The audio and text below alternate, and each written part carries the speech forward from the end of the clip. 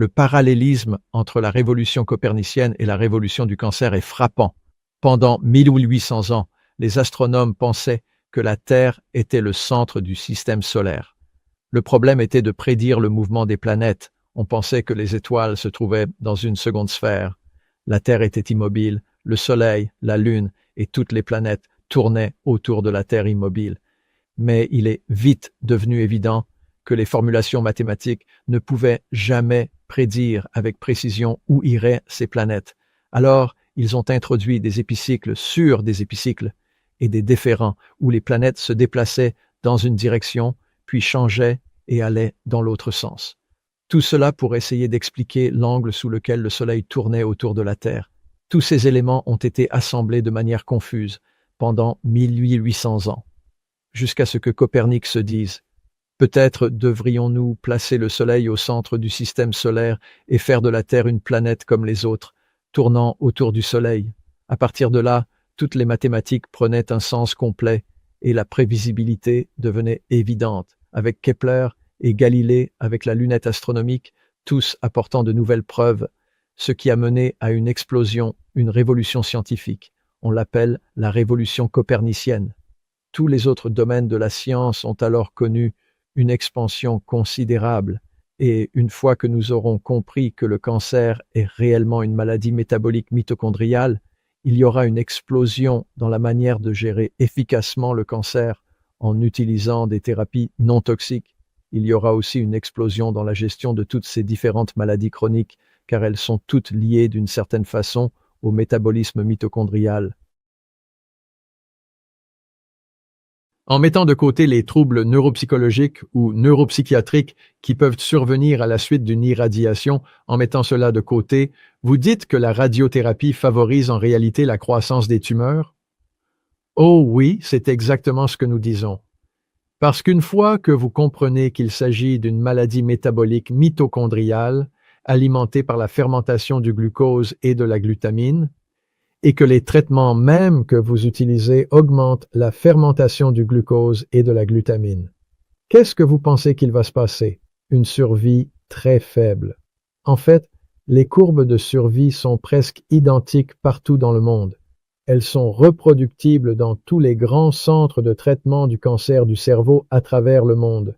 Elles se superposent tellement qu'il est impossible de concevoir une expérience plus reproductible que la durée de vie extrêmement courte après avoir suivi le protocole standard pour le cancer du cerveau. La survie de 8 à 16 mois est la même aujourd'hui qu'en 1926. Donc, 100 ans d'une approche qui a échoué. Comment peut-on n'avoir aucun progrès en 100 ans quand on considère les avancées technologiques de la société? Comment est-il possible d'obtenir les mêmes résultats et de continuer à faire la même chose encore et encore sans obtenir de meilleurs résultats? De temps en temps, on trouve quelqu'un qui survit 4 ou 5 ans, ce qui est remarquable. Mais vous savez, plus de 95% de ces pauvres gens meurent rapidement. La plupart meurent en moins de 16 ou 18 mois. Peu importe qu'il s'agisse de jeunes enfants ou de personnes âgées, ils meurent tous. Nous avons perdu Ted Kennedy, nous avons perdu John McCain, nous avons perdu le fils du président Biden. Ils tombent tous, aucun ne survit très longtemps. Et ils sont tous irradiés. Si vous arrêtez la radiothérapie, vous allez considérablement améliorer la survie si vous remplacez le protocole standard par une thérapie métabolique cétogène. Nous avons une entreprise ici à Kendall Square, là où se trouvent toutes les sociétés de biotechnologie. Ils ont payé 2,4 milliards de dollars pour acheter une entreprise qui prélève un morceau de votre tissu et effectue un dépistage génomique dessus. Il y a quelques années, j'ai eu l'occasion de rencontrer une jeune femme qui travaille dans cette entreprise, d'accord? Il propose 2 formules.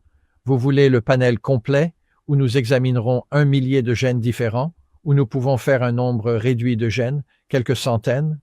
Ces gènes sont censés nous indiquer quel type de ciblage nous allons utiliser pour traiter le cancer.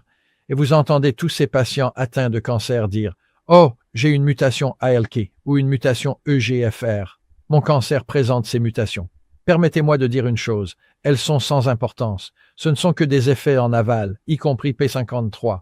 Ce sont tous des épiphénomènes en aval, dus aux dommages causés par les espèces réactives de l'oxygène issus de la cellule tumorale.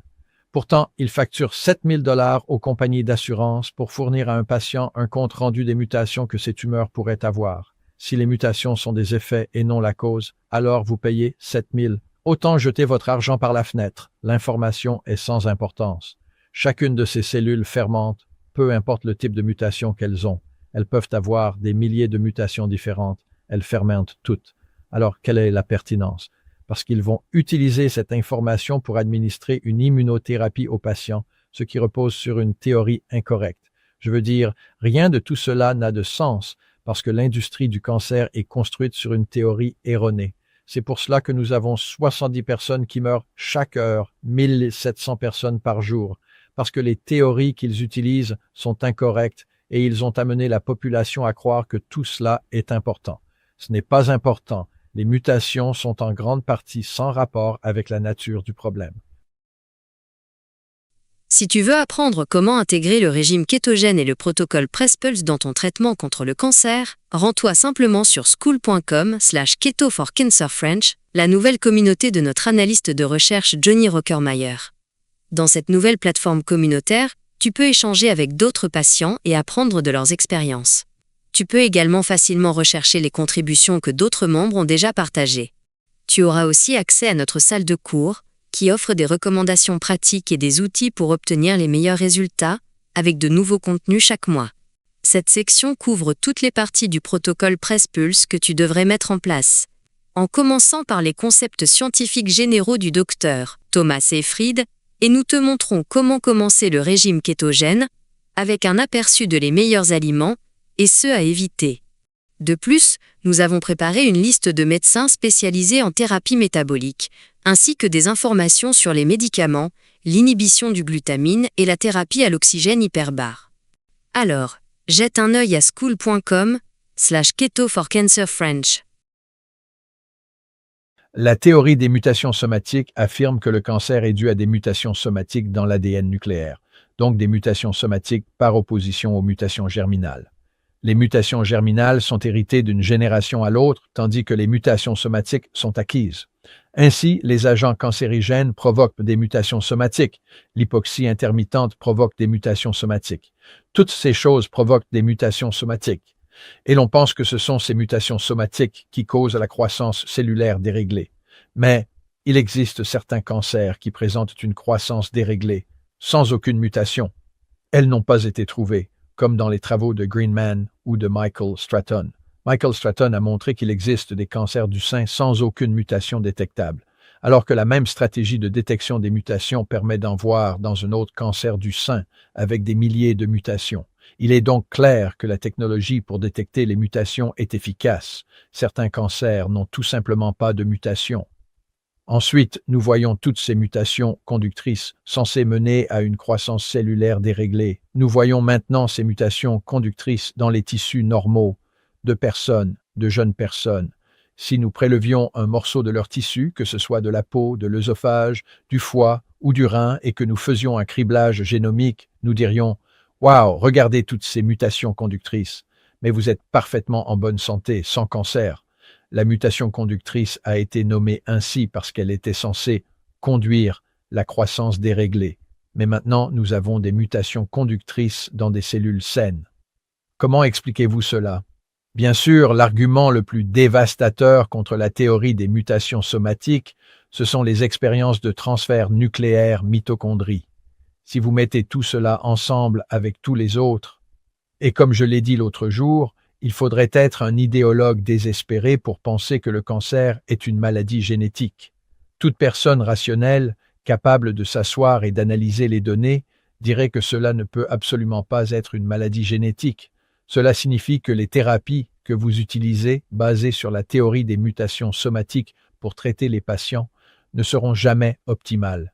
Si la théorie est incorrecte, cela ne veut pas dire que certaines personnes ne peuvent pas répondre et être prises en charge avec des radiations toxiques, des produits chimiques toxiques et des immunothérapies. Oui, il y a des gens qui survivent. Mais pour la majorité, vous n'allez pas faire bouger les choses de manière significative en utilisant des thérapies fondées sur une théorie incorrecte.